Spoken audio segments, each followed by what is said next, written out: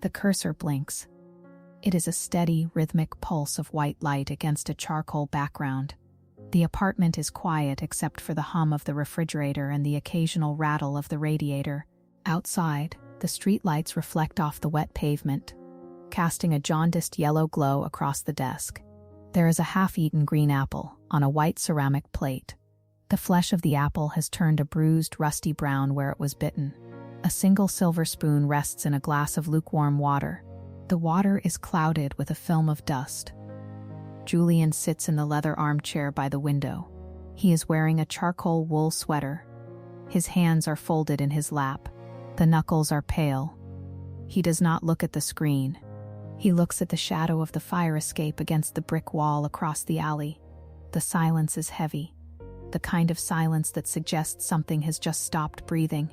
My fingers are poised over the keys. The plastic is smooth and cool. He asks if I have finished the chapter regarding the shallow grave in the orchard. I tell him the technical details are difficult. I tell him that describing the way the soil mixes with the lime requires a specific kind of sensory language I haven't mastered yet.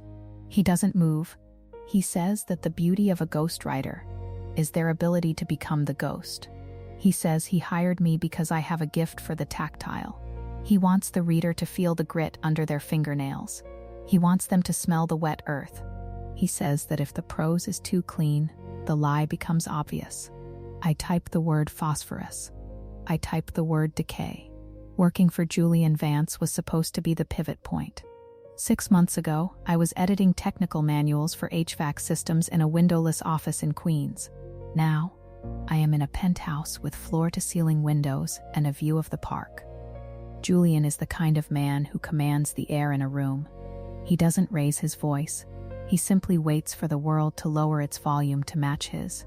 When he offered me the position exclusive ghostwriter for his upcoming true crime-inspired thriller, he told me I had a dangerous imagination. He told me I saw the world in shades of gray that most people were too blinkered to acknowledge. It felt like being seen. It felt like a promotion into a higher tier of existence. He gave me a laptop, a stipend, and a key to the apartment. He told me that for the book to work, we had to live inside the logic of the crime. We had to be a team. The story is about a man who kills out of a sense of order, a man who believes that some lives are simply cluttered and need to be tidied away. We spent weeks discussing the mechanics. Julian would pace the room, describing the character's thought process, and I would translate his abstractions into visceral, bleeding prose. He praised my additions. When I suggested the killer should use a specific type of nylon cord, because it wouldn't leave organic fibers, Julian smiled. He said I was a natural. He said I had a mind for the unseen edges. I liked the praise. I liked the way he looked at me when I solved a narrative problem. It was the first time in my life I felt like an architect instead of a tenant. The apple on the plate is darker now. The brown has spread to the core. Julian stands up. He walks over to the desk and places a hand on the back of my chair. I can feel the heat from his palm through the fabric of my shirt. He leans over and reads the last paragraph. He points to a sentence about the weight of the shovel. He suggests I change heavy to balanced. He says the killer wouldn't feel the weight as a burden. He would feel it as an extension of his own arm. I make the change. My hands are steady. He tells me he has a gift for me. He reaches into his pocket and pulls out a small leather-bound ledger. He sets it next to the laptop. He says these are the research notes he's been keeping. He says they are too sensitive to be kept in a digital format. He wants me to incorporate the dates and the locations into the final act of the manuscript. He says it will provide the undeniable weight of reality that the critics crave. I open the ledger. The handwriting is mine. I stare at the pages. It is my script, my slanted C's, my looped L's. The ink is a dark blue, the same pen I've used since I started working here. The notes describe the orchard. They describe a girl named Elena.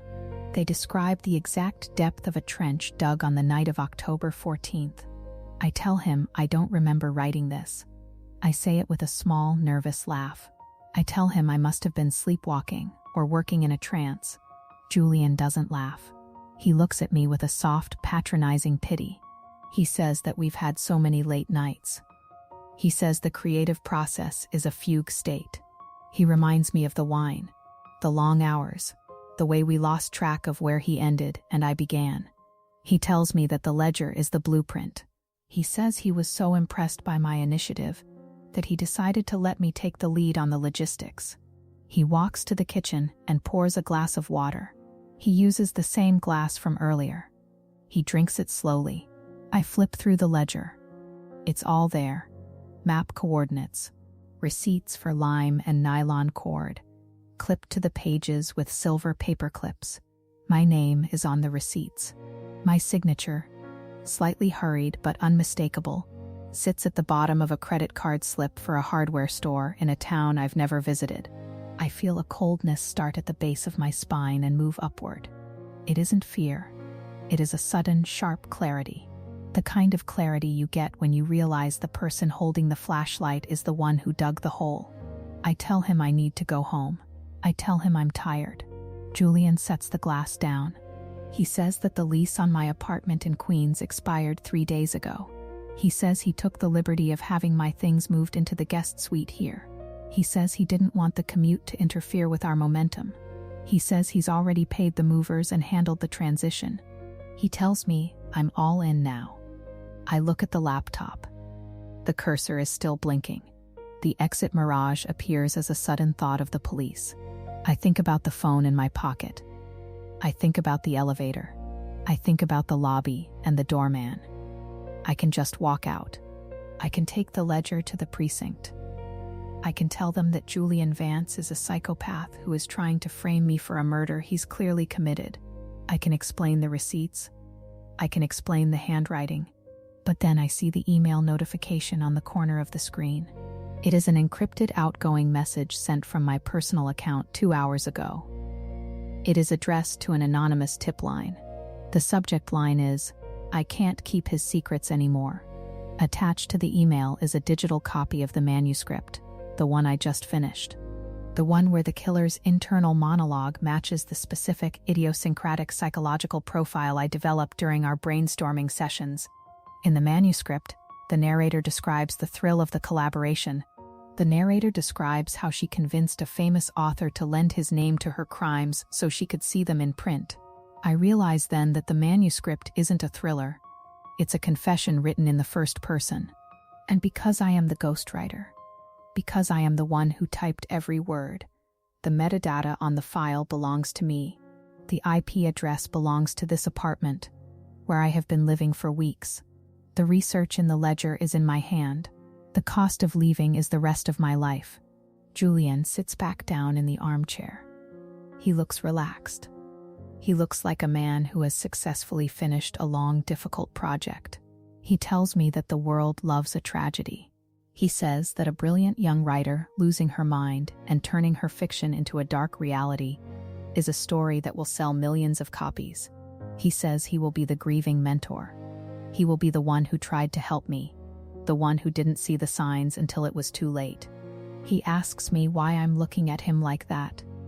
He says he thought this is what I wanted, to be famous, to be recognized, to be part of something that actually matters. I look at the green apple on the plate. It is completely black now. It looks like a stone. I think about the zero feeling rule. I focus on the mechanics. If I run, the email is already sent. If I stay, I am the one who holds the pen. I ask him what happens next in the story. Julian smiles. It is a genuine, warm smile. He says that in the final chapter, the narrator realizes that the only way to truly be free is to finish the work. He says the body in the orchard is just the beginning. There are other cluttered lives that need to be addressed. He says he's found another location, a quiet spot near a lake. He stands up and walks toward the guest suite. He tells me to get some sleep. He says we have a long drive in the morning. He stops at the door and looks back. He tells me not to forget the ledger. It's the only copy. The door clicks shut. I am alone with the blinking cursor. The radiator hisses. The sound is like a long, slow intake of breath. I reach out and touch the laptop. The plastic is warm now, heated by the processor. I look at the sentence I changed. The killer wouldn't feel the weight as a burden. He would feel it as an extension of his own arm. I delete the word killer. I replace it with I. I realize that Julian was right about one thing. I do have a dangerous imagination.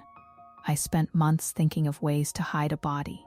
I spent months researching how to bypass security cameras, how to clean a crime scene with enzymatic bleach, how to disappear into a crowd without being noticed. I did all the work. He just gave me the prompts. I look at the silver spoon in the glass of dusty water. I think about the weight of it. I think about the way a human throat is surprisingly delicate. I start to type. I don't write about the orchard. I write about the lake. I write about a man in a charcoal wool sweater who disappears during a research trip. I write about a tragic accident. I write about a ghost who finally decides to stop being a ghost. The prose is tactile. It is visceral. I describe the sound of the water hitting the shore. I describe the way the light catches on a silver spoon. The failure point was 6 months ago when I first stepped into this apartment. The success point is right now. I hear him moving in the other room. The floorboards creak. He is brushing his teeth. He is setting his watch. He is preparing for a tomorrow that I am currently rewriting. I type faster. The words flow easily now. There is no resistance. I am no longer translating his abstractions. I am creating my own reality. I am the architect. He is just the tenant. The cursor blinks. It is no longer a pulse. It is a heartbeat. I write the ending first. In the ending, the girl walks out of the woods alone. She has the ledger. She has the laptop. She has the story. And when the police ask her what happened, she will show them the confession. She will show them the handwriting. She will show them the receipts. And she will tell them, with a controlled, rational voice, that she tried to stop him. I finish the paragraph. I save the file.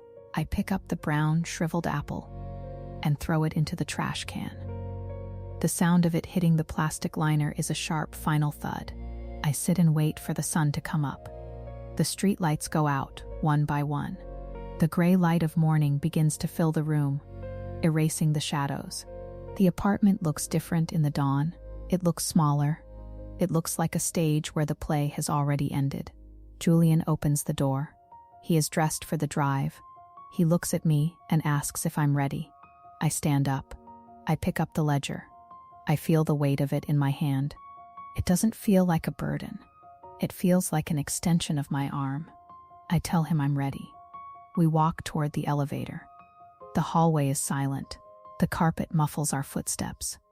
As the doors slide open, I see our reflection in the polished brass. We look like a team. We look like two people with a secret. He steps in first. I follow him. The doors close. The descent begins. I think about the lake. I think about the water. I think about how easy it is to drown when you're convinced you're the one who knows how to swim. The elevator reaches the lobby. The bell chimes. I step out into the light.